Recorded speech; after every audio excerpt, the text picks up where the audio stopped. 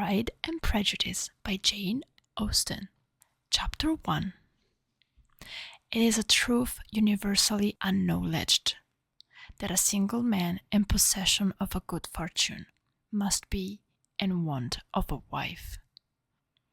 However little known the feeling or views of such a man may be on his first entering a neighborhood, this truth is so well fixed in the minds of the surrounding families that he is considered the rightful property of some one or other of their daughters.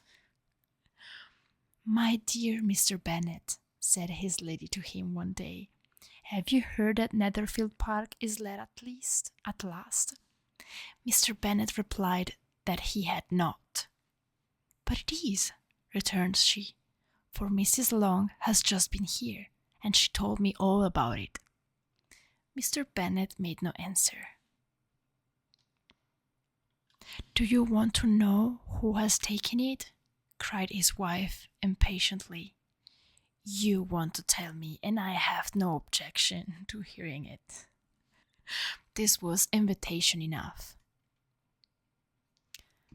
"Why, my dear, you must know. Mrs. Long says that Netherfield is taken by a young man of large fortune from the north of England, that he came down on Monday in a chaise and four to see the place, and was so much delighted with it, that he agreed with Mr. Morris immediately, that he is to take possession before Michaelmas, and some of his servants are to be in the house by the end of next week. "What is his name?" "Bingley." "Is he married or single?" "Oh, single, my dear, to be sure. A single man of large fortune, 4,000 or 5,000 a year. What a fine thing for our girls!" "How so? How can it affect them?" "My dear Mr. Bennet," replied his wife, "how can you be so tiresome? You must know that I am thinking of his marrying one of them." "Is that his design is settling here?" "Design? Nonsense! How can you talk so? But it is very likely that he may fall in love with one of them." Little lower? Okay. I can say a little far away. "And therefore you must visit him as soon as he comes." "I see no occasion for that. You and the girls may go, or you may send them by themselves, which perhaps will be still better, for as you are as handsome as any of them, Mr. Bingley may like you the best of the party." "My dear, you flatter me. I certainly have had my share of beauty, but I do not pretend to be anything extraordinary now. When a woman has 5 grown-up daughters, she ought to give over thinking of her own beauty. In such cases, a woman has not often much beauty to think of. Hello, Albie. But, my dear, you must indeed go and see Mr. Bingley when he comes into the neighborhood. It is more than I engage for, I assure you. But consider your daughters. Only think what an establishment it would be for one of them. Sir William and Lady Lucas are determined to go, merely on that account, for in general, you know, they visit no newcomers. Indeed, you must go, for it will be impossible for us to visit him if you do not. You are scrupulous. You are over scrupulous, surely. I dare say Mr. Bingley will be very glad to see you, and I will send a few lines by you to assure him of my hearty consent to his marrying whichever he choose of the girls. Though I must throw in a good word for my little Lizzie.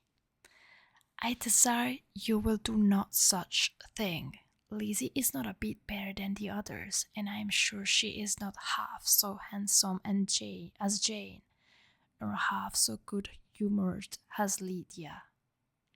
but you are always giving her the preference. They have none of them much to recommend them, replied he. They are all silly and ignorant like other girls, but Lizzie has something more of quickness than her sisters. Mr. Bennet, how can you abuse your own children in such a way? You take delight in vexing me. You have no compassion for my poor nerves. Sorry. You mistake me, my dear. I have a high respect for your nerves. They are my old friends. I have heard you mention them with consideration these last 20 years at least. Mr. Bennet was so odd a mixture of quick parts, sarcastic humour, reserve, and caprice, that the experience of 23 years had been insufficient to make his wife understand his character. Her mind was less difficult to develop. She was a woman of mean understanding, little information, and uncertain temper. When she was discontented, she fancied herself nervous. The business of her life was to get her daughters married. Its solace was visiting and news. Chapter 2. Mr. Bennet was among the earliest of those who waited on Mr. Bingley. He had always intended to visit him, though to the last always assuring his wife that he should not go. Until the evening after the visit was paid, so had no knowledge of it. It was then disclosed in the following manner. Observing his second daughter employed in trimming a hat, he suddenly addressed her with, "I hope Mr. Bingley will like it, Lizzie." "We are not in a way to know what Mr. Bingley likes," said her mother resentfully, "since we are not to visit." "But you forget, mamma," said Elizabeth, "that we shall meet him at the assemblies, and that Mrs. Long promised to introduce him." "I do not believe Mrs. Long will do any such thing. She has 2 nieces of her own. She is a selfish, hypocritical woman, and I have no opinion of her." No more have I," said Mr. Bennet, "and I am glad to find that you do not depend on her serving you." Mrs. Bennet designed not to make any reply, but, unable to contain herself, began scolding one of her daughters.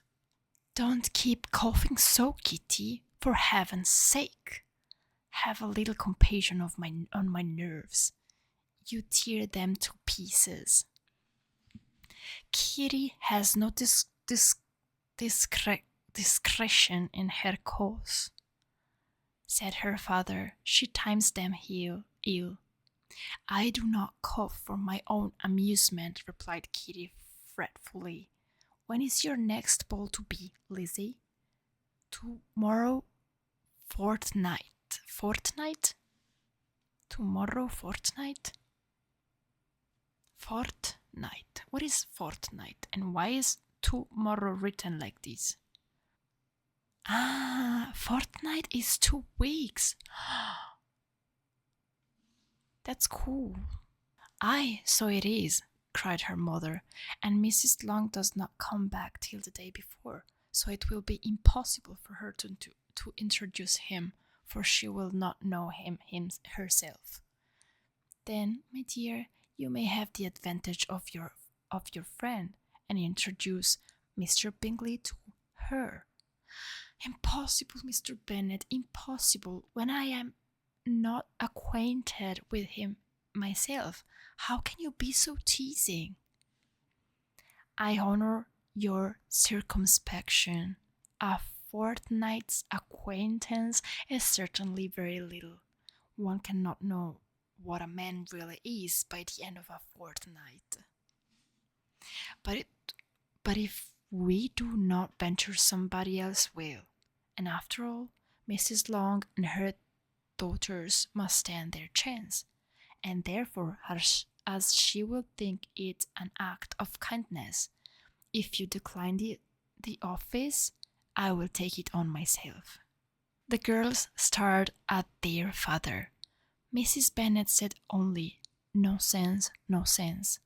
"What can be the meaning of that emphatic exclamation?" cried he.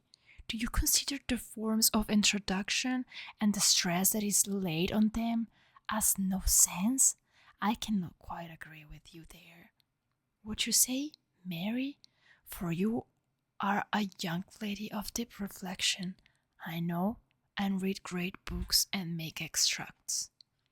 Mary wished to say something sensible, but knew not how. "While Mary is adjusting her ideas," he continued, "let us return to Mr. Bingley." "I am sick of Mr. Bingley," cried his wife. "I am sorry to hear that, but why did not you tell me that before? If I had known as much this morning, I certainly would not have called on him. It is very unlucky, but as I have actually paid the visit, we cannot escape the acquaintance now." The astonishment of the ladies was just what he wished, that of Mrs. Bennet perhaps surpassing the rest, though when the first tumult of joy was over, she began to declare that it was what she had expected all the while. "How good it was in you, my dear Mr. Bennet, but I knew I should persuade you at last. I was sure you loved your girls too well to neglect such as an acquaintance. This is so hard. Acquaintance. Well, how pleased I am, and it is such a good joke, too, that you should have gone this morning and never said a word about it till now." "Now, Kitty, you may cough as much as you choose," said Mr. Bennet, and as he spoke, he left the room, fatigued with the raptures of his wife. "What an excellent father you have, girls," said she, when the door was shut. "I do not know how you will ever make him amends for his kindness, or me either, for that matter. At our time of life it is not so pleasant, I can tell you, to be making new acquaintances every day. But for your sakes, we would do anything. Lydia, my love, though you are the youngest, I dare say Mr. Bingley will dance with you at the next ball." "Oh," said Lydia stoutly, "I am not afraid, for though I am the youngest, I am the tallest." The rest of the evening was spent in conjecturing how soon he would return Mr. Bennet's visit, and determining when they should ask him to dinner. Chapter 3. Not all that Mrs. Bennet, however, with the assistance of her 5 daughters, could ask on the subject, was sufficient to draw from her husband any satisfactory description of Mr. Bingley. They attacked him in various ways, with bare-faced questions, ingenious suppositions, and distant surmises. But he eluded the skill of them all, and they were at last obliged to accept the second-hand intelligence of their neighbour, Lady Lucas. Her report was highly favourable. Sir William had been delighted with him. He was quite young, wonderfully handsome, extremely agreeable, and to crown the whole, he meant to be at the next assembly with a large party.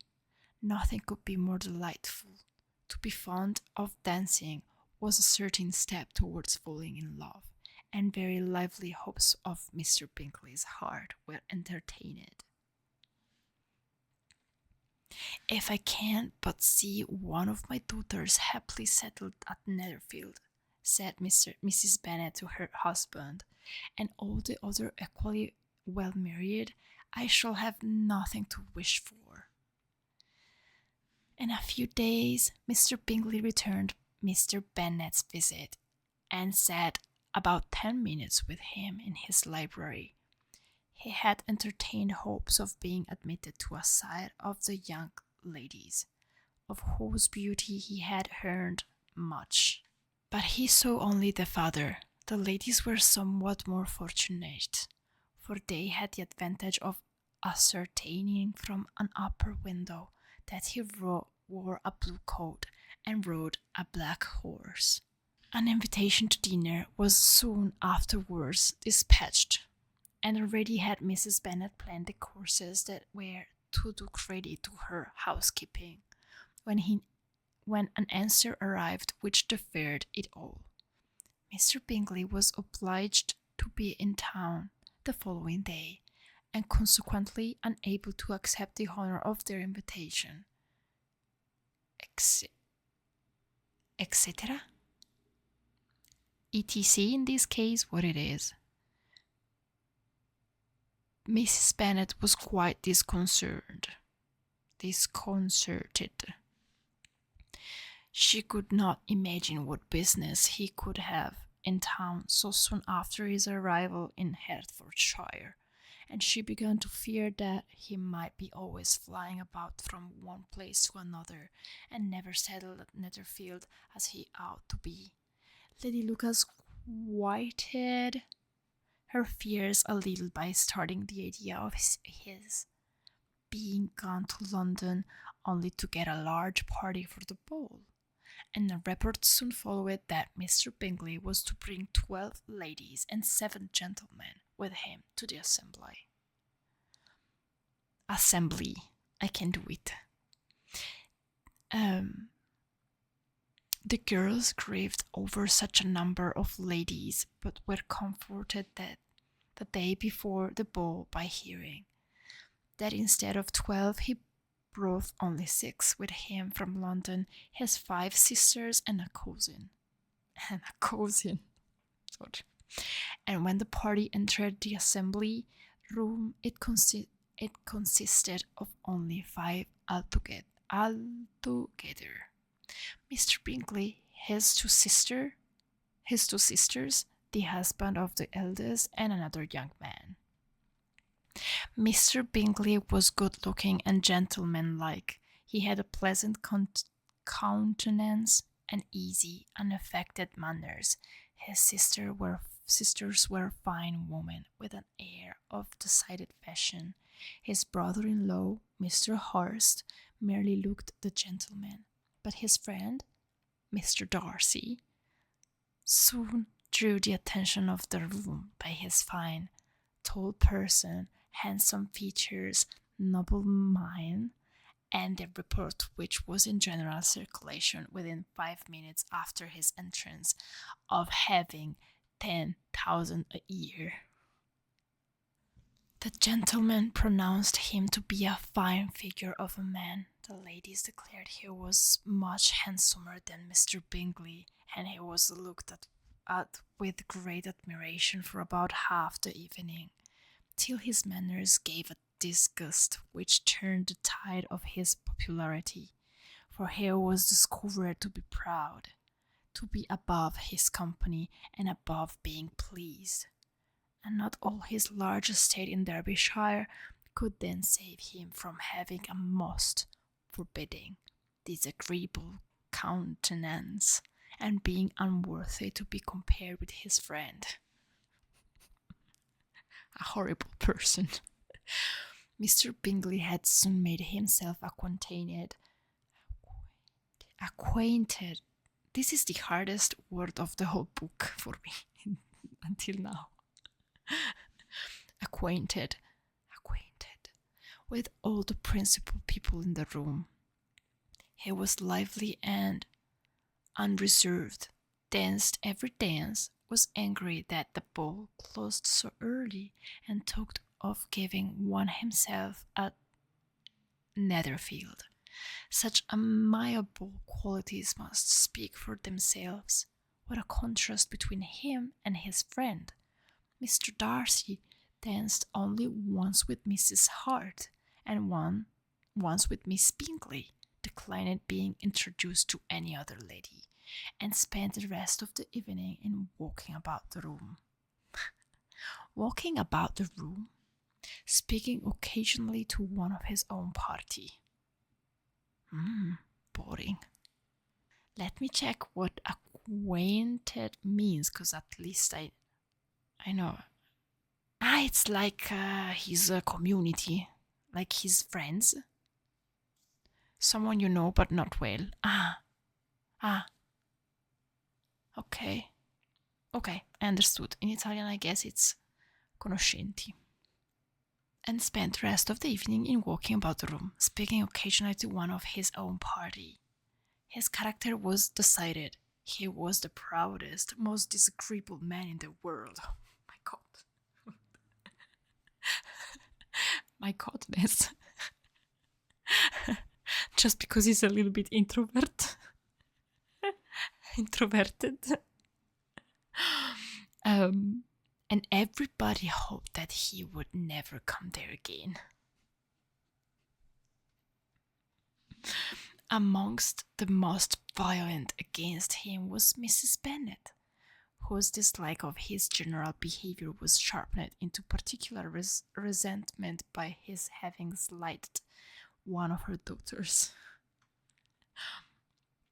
Elizabeth Bennet had been obliged by the scarcity of gentlemen to sit down for 2 dances, and during part of that time Mr. Darcy had been standing near enough for her to hear a conversation between him and Mr. Bingley, who came from the dance for a few minutes to press his friend to join it. "Come, Darcy," said he, "I must have you dance. I hate to see you standing about by yourself in this stupid manner. You had much better dance." I'm between saying dance because it's more English, it's more British, and dance, which is more American. I'm like, dance. How should I say so? Dance or dance? So it's a mix. Sometimes it's dance and sometimes it's dance. I certainly shall not. You know how I detest it unless I am particularly acquainted with my partner. At such an assembly as this it would be insupportable. Your sister are engaged, and there is not another woman in the room whom it would not be a punishment to me to stand up with.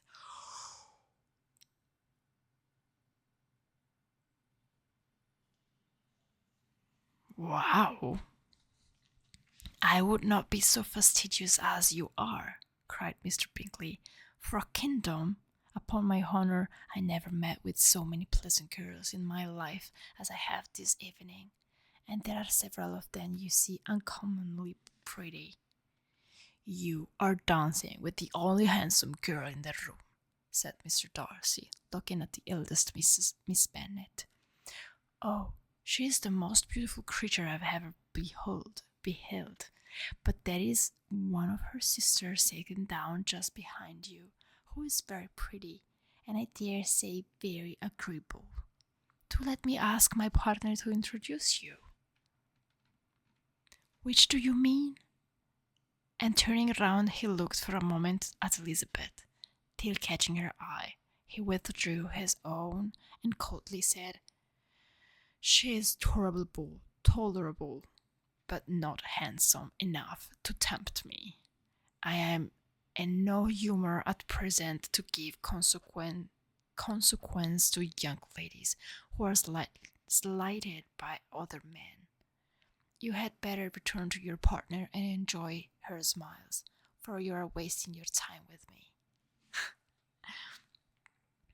Mr. Bingley followed his advice. Mr. Darcy walked off, and Elizabeth remained with no very cordial feeling toward him. She told the story, however, with great spirit among her friends, for she had a lively, playful disposition, which delighted in anything ridiculous. The evening altogether passed off pleasantly to the whole family. Mrs. Bennet had seen her eldest daughter much admired by the Netherfield party. Mr. Bingley had danced with her twice, and she had been distinguished by his sisters. Jane was as much gratified by this as her mother could be, though in a quieter way. Elizabeth felt Jane's pleasure. Mary had heard herself mention it to Miss Bingley as the most accomplished girl in the neighbourhood, and Catherine and Lydia had been fortunate enough never to be without partners, which was all they had yet learned to care for at a ball. They returned therefore in good spirits to Longbourn, the village where they lived, and of which they were the principal inhabitants. They found Mr. Bennet still up.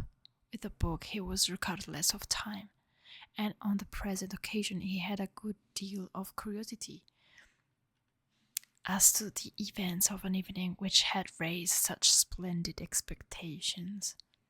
He had rather hoped that his wife's views on the stranger would be disappointed, but he soon found out that he had a different story to hear.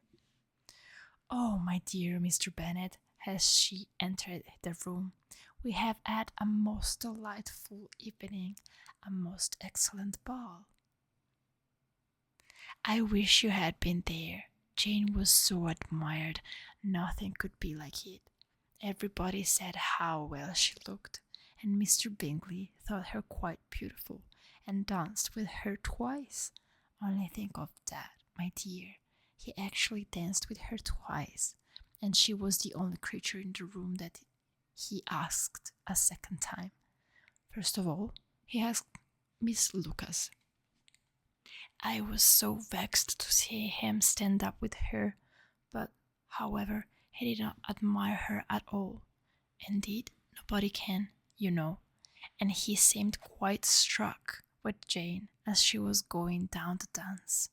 So he inquired who she was and got introduced, and asked her for the two next. Then the 2/3 he danced with Miss King, and the 2/4 with Maria Lucas, and the 2/5 with Jane again, and the 2/6 with Lizzie, and the Boulanger? What is Boulanger? Mrs. Bennet is so annoying. I hate her. If he had any compassion for me, cried her husband impatiently, he would not have danced half so much. And I love him so much. For God's sake, say no more of his partners, or that he had sprained his ankle in the first place. Hello, Pepe. Hello. Oh, my dear, I am quite delighted with him. He is so excessively handsome, and his sisters are charming women. I never in my life saw anything more elegant than their dresses. I dare say the lace upon Mrs. Hart's gown. Here she was interrupted again. Mr. Bennet protested against any description of finery. She was therefore obliged to seek another branch of the subject, and related, with much bitterness of spirit and some exaggeration, the shocking rudeness of Mr. Darcy. But I can assure you, she added, that Lizzie does not lose much by not suiting his fancy, for he is a most disagreeable, horrid man, not at all worth pleasing. So high and so conceited that there was no enduring him. He walked here and he walked there, fancying himself so very great, not handsome enough to dance with.